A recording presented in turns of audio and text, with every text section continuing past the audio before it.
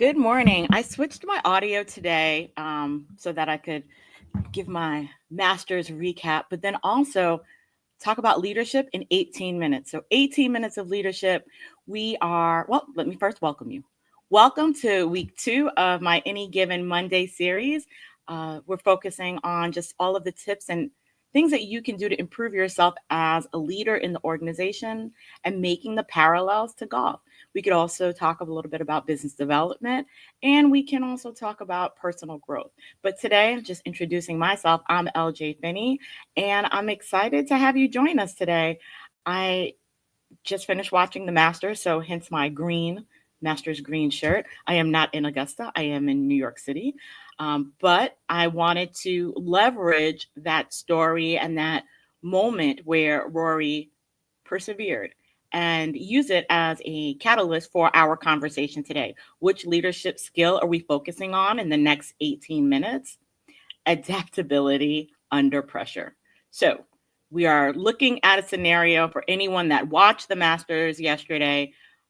Rory is leading, he's ahead, and he's one up, and he's on the 18th hole, the final hole. And he hits a wonderful shot from off the tee box. But then his second shot, not so much. And then he ends up parring the hole. And so, no, actually, he bogeyed that hole. I take that back. And in that, he ended up tying the contender, which was Justin Rose. Our conversation is more around whether you're on the golf course or leading a team through change. Adaptability is what allows leaders to stay calm, focused, and successful in the face of challenges. In his case, the challenge was specifically that when he could have won, he ended up tying. And in that case, he needed to go to a sudden death, which is a competition on one more hole. So they need to play one more hole. So they replayed 18. And in that moment, I have to imagine there were a lot of thoughts going through his head. And I'd love to kind of have that time to really think about what was going through his head. You know, he's been to the Masters multiple times. He is contending for a Grand Slam, meaning that he would have won all of the championships that are relevant in golf. And it hasn't been done since Tiger Woods 25 years ago in 2000. So we're overdue for a Grand Slam champion. But the thoughts and the pressure must have been overwhelming. And so when you're looking at adaptability under pressure, we're talking about you as a leader when you're being put into those situations or those scenarios where you need to stand up, lead, and stand by the decisions that you're making. Coming off the Masters, we're seeing how the best golfers adapted their strategies. The weather was great on the first few days. Actually, the weather wasn't as good. So the greens played differently on the first few days than it did on the latter days. So even just having an expectation, you played the course multiple times, but each time it's a different version of your game. So really just looking at it, we're going to break down today in 18 minutes how to build adaptability and lead your team through uncertainty. So the definition, like adaptability, is your ability to adjust your approach, strategy based on changing circumstances. It is not just a nice to have, it's an essential for leaders, especially in fast-paced and unpredictable environments. And your team, they're looking to you for direction. They're looking to you to pivot. When we think about change management in general, it's also being able to accept that change will happen and that whatever plan you had, while you may be keeping with the same pace and path, you may have to make adjustments so that you can proceed. I mean, if you look at our businesses, look at all of the pivots many of us have made since 2020 as a result of COVID. I started the business with one thought in mind, and here I am today more focused on the executive experience, the individual experience as well, and the group experience, and using overall engagement and experiences like golf to reinforce the lesson, whether it's for business development, whether it's for personal development, professional development, however you want to build relationships, you can leverage golf, but adaptability is the most important part. So for example, if we are planning golf outings and it rains, how will you adjust? Or if you made an investment in a golf outing for your business development strategy, decided to bring your clients out and the weather doesn't cooperate, so you don't get to have the fun that you planned, how will you pivot? When you're adaptable, you inspire your team to actually embrace the change and to follow your lead. If you think about a great leader, they're not saying, follow me, I'm your leader. They are acting in a way, in a manner which earns the respect of others and earns or encourages people to lead. They don't have to be convinced. You end up becoming the anchor that really keeps them grounded when situations are fluid. And if you think about golf, adaptability is adjusting to the different scenarios. When you're looking at Rory or you're looking at Justin or just looking and watching that last hole, I think for anyone, if you don't watch golf, fair, that's fine, not a problem. But if you're looking for the most riveting moments in a sport, it's probably the last hole that Rory played and the sudden death match. Because the one part that I'm thinking about is how quickly you have to pivot as a leader, how quickly you have to pivot if you still want to accomplish and win. He got this far, and why would you stop now? And how can you channel all of your energy into that moment so that you can have the outcome that you desire? And he knew where the end goal was. He knew what he wanted to accomplish, but it would require him to really focus and strategize on how he's going to maybe not take risk and just focus on the outcome. So let's look at 3 ways that you can, as a leader, create a culture of adaptability and how you can cultivate it generally in your organization. It is really about your disposition. People are asking for very specific tips and tricks. Take this class, go to this course, sign up for these coaching sessions. That really is just part of the process. Your ability to stay calm and focused is the most valuable strategy. So I will say 3 practical ways that you can cultivate adaptability. 1, stay calm and focused. Pressure can cloud your judgment, but as a leader, it's important to maintain clarity, to communicate with clarity, and to be concise. On the golf course, players might breathe, or they may meditate or do something in between shots to calm themselves and to realign their mental focus.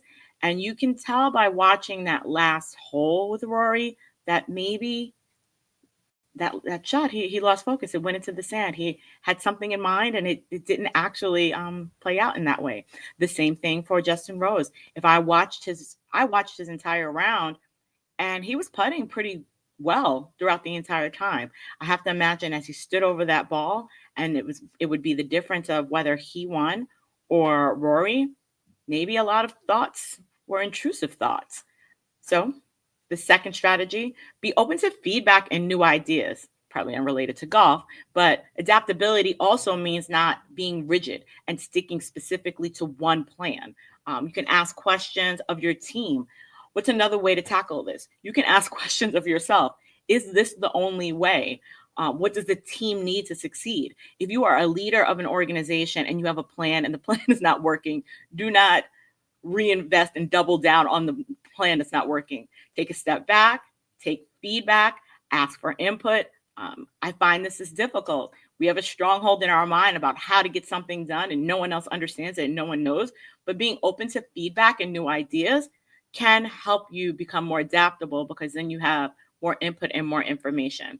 And finally, practicing resilience. When you are practicing resilience, you don't even realize you're practicing it. I think you just keep showing up. And one bad shot was not the end of the game for Rory.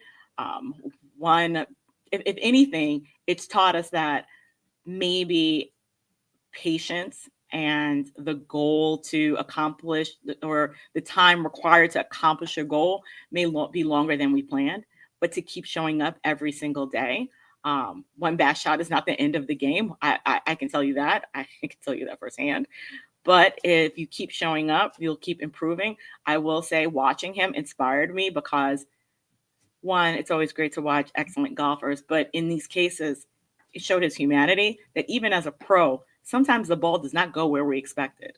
even as a C-suite leader, sometimes the plan and the strategy and for all of the effort, the outcome is not what you anticipated. The market changes, tariffs get introduced. So many different outside factors can influence the plan that you may have had for yourself and for your business. So with that, I challenge you to try to practice resilience. And how do you practice it? You keep showing up.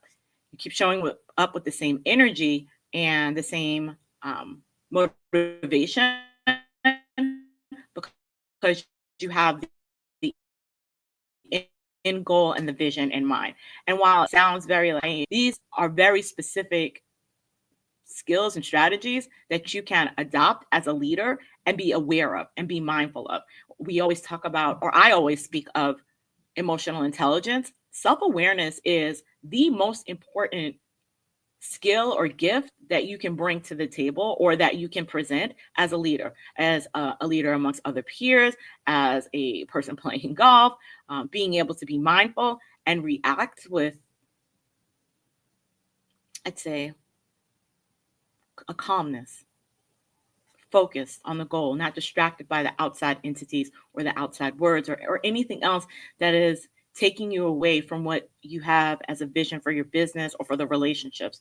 I often see scenarios where people are offering activities and events and thinking about how will you build your business.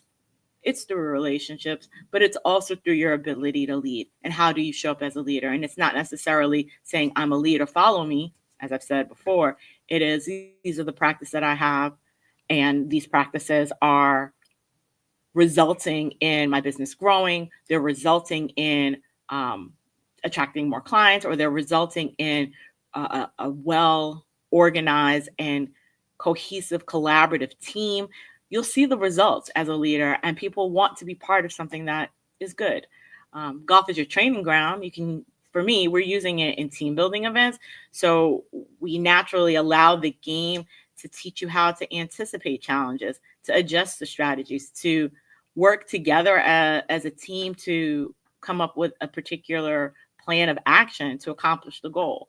In most cases, we are looking at, when I'm working with clients, am looking at the transformation that happens before they start and to after they finish. And it doesn't matter their skill level. It doesn't matter their activity level. If they are interested in being present in the space, how can they use the skills that they have to make it an enjoyable time where people connect? We are talking about self-awareness. We're speaking of self-management. I am heavily focused on social awareness probably more importantly than anything else, and then relationship management. The social awareness piece really kind of ties into what is happening in your foursome and how are you feeling in that moment. When we're looking at leaders, or when I am specifically working with leaders and how they're adapting to business challenges, whether it is trying to attract more members to your organization, trying to deliver or showcase the value that you provide your organization, or as simple as ensuring that the people that are within your company feel like they're in the right place and they're challenged in their position to succeed. For example, I had a client that they were brought in to solve a very specific business problem, a sudden drop in demand for their services. And when you're really looking at what was causing that challenge, the market had changed. The team had pivoted. There was a lot of turnover in the senior leadership staff, and really needed to think about how can you attract the ideal customer, something that we all struggle with as business owners when you're pivoting. But then also looking at what value does that provide. So that transformation for me was, I had to change my business strategy when we were doing the consulting work, and they had to change their strategy when they were looking at the services they were providing. And in my case, the adaptability is, I started this business thinking I was going to go out and help team build and do some executive retreats on the golf course. And then there was a pandemic. And then I realized that that wasn't going to be a priority. Companies surviving, trying to figure out what they're doing with their workforce. That was the priority. So I shifted into coaching, being able to work more one-on-one and with groups. And that has been the most valuable decision that I've made. Really just thinking about how can organizations improve the engagement with people and retain top talent, because it's more expensive to recruit, and offboarding, or just, there's a lot of knowledge lost when strong and capable people leave your company. And it's just a really a missed opportunity, when maybe it was just reinvesting, understanding where people are. I think when I speak to CEOs, they're often disconnected from the lived experience of their employees. There's not enough conversation. When we're looking at the change management models, or we're looking at project management or any management, people are the most important part of the equation. And so adaptability is also in thinking about how can I leverage the information that I have, and then change the plan or adjust the plan to meet the needs of either the staff, of your customers, of your prospective clients. Adaptability is more, it's about more than just handling the change. It's about embracing it, leading through it with confidence. And, just like the golfers at Augusta, navigating the various terrains, holes, the amen corner. I spoke about it last week, watching the Masters, but then also just thinking about the people that make that event possible. All of the security staff, all of the groundskeepers, all of the vendors, and just every single component to make that an excellent event. And then on top of that, you have the golfers that play. The person that I'd be most interested in talking to is probably Justin Rose, who stood over that putt, and he had a difficult decision to make. I mean, I can't even imagine the thoughts. You're standing over the ball, and you could be the blocker from Rory getting his grand slam, and it could be another green jacket. But at this stage of your career, will you ever really contend for another green jacket? I mean, they're young in my head, they're young. He's 44 and Rory's 35. So there's probably more time for him to win again. However, you have to imagine all of the thoughts that go through the individual's mind. And that is a challenge with putting. How do you create a sense of quiet and peace so that you can putt and focus on the ball? But adaptability is our conversation for today. I'd love to have you join me again next Monday as we continue exploring leadership lessons through golf. I will say that. Join me again next Monday so that we can continue exploring leadership lessons in 18 minutes through golf. We are at time right now, but if you're ready to experience these lessons firsthand, let's talk about a golf team building event. Let's talk about your next executive retreat. Feel free to share your thoughts and comments, and I will see you next Monday. It's any given Monday.